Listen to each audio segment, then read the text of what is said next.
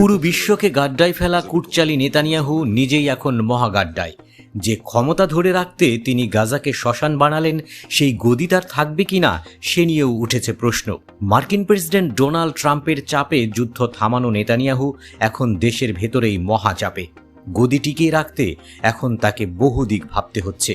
কট্টর তোষণ করে চলা নেতানিয়াহু এবার অনেকেরই মন রক্ষা করতে পারছে না, ফলে শঙ্কার ভেতর দিয়ে যাচ্ছে তার রাজনৈতিক ক্যারিয়ার। ইসরায়েলের রাজনীতি এখন টালমাটাল এক নৌকা। মাঝখানে আছেন প্রধানমন্ত্রী নেতানিয়াহু, আর চারপাশে উঠেছে ঝড়ের তোড়। গাজায় যুদ্ধবিরতি ঘোষণার পর থেকেই যেন হাওয়া ঘুরে গেছে তার বিরুদ্ধে। জোটের ভেতরেই শুরু হয়েছে অসন্তোষ। যারা একসময় নেতানিয়াহুর কট্টর সমর্থক ছিলেন, তারাই এখন মুখ খুলেছেন সরকারের বিরুদ্ধে। পার্লামেন্টে তাঁর জোটের আসন সংখ্যা এখন মাত্র 60, মানে ঠিক অর্ধেক।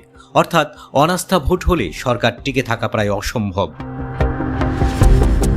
এই অবস্থায় বিশ্লেষকরা বলছেন, নেতানিয়াহু হয়তো আর জোট টিকিয়ে রাখার চেষ্টা করছেন না, বরং চোখ রাখছেন আগাম নির্বাচনের দিকে।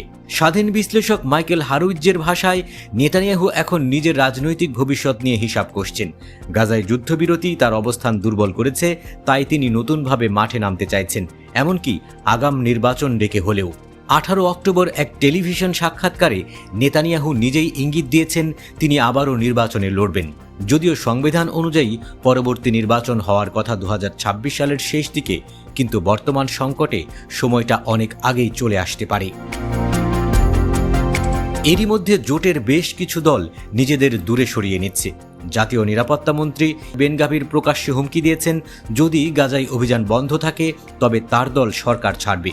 সেফারডিক শাস পার্টির 11 আইন প্রণেতাও জোট থেকে নিজেদের গুটিয়ে নিয়েছেন, আর ইউনাইটেড তুরাহ জুডাইজমও আগেই বিদায় নিয়েছে। এমন অস্থিরতার মাঝেই শোনা যাচ্ছে 2026 সালের জুনে হয়তো অনুষ্ঠিত হতে পারে আগাম নির্বাচন। ঘনিষ্ঠ সাংবাদিকরা বলছেন, নেতানিয়াহু এখন সময় কিনতে চাইছেন, জোট সঙ্গীদের নানা প্রতিশ্রুতি আর কূটকৌশলে ধরে রাখতে চাইছেন। দুর্নীতির মামলায় জর্জরিত এই নেতা কিন্তু এখনও নিজের দল লিকুদের ভেতর বেশ জনপ্রিয়।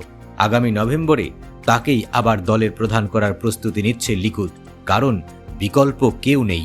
গাজার রক্তাক্ত বাস্তবতার ভেতরেও ইসরায়েলের রাজনীতি এখন এক অজানা মোড়ে। নেতানিয়াহু কি টিকে থাকবেন, নাকি হঠাৎ এক ঘোষণায় ডেকে ফেলবেন আগাম নির্বাচন? এই প্রশ্নই ঘুরপাক খাচ্ছে।